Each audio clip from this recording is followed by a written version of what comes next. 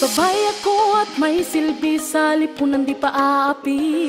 Isinusulong ko mga layunin, karapatan sa mga usapin. Sa edukasyon at pagsasanay, sa kahirap ang kalusugan taglay, pakikipaglaban sa karahasan, pati sa matungtong galian. Babae ako may panindigan, di matitinag kailan pa man. Babae ako na may karapatan, may boses, may kakayahan, malakas ang loob, pusong totoo, kayang-kaya ko, si Juana ako. Sa buong bansa at buong mundo'y pagsigawan, si Juana ako.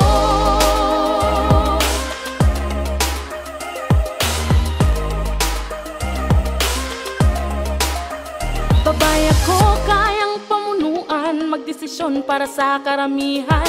Mekanismong dulot ay pagunlad, sa kababaihang ipatutupad. Sa usaping ekonomiya, karapatan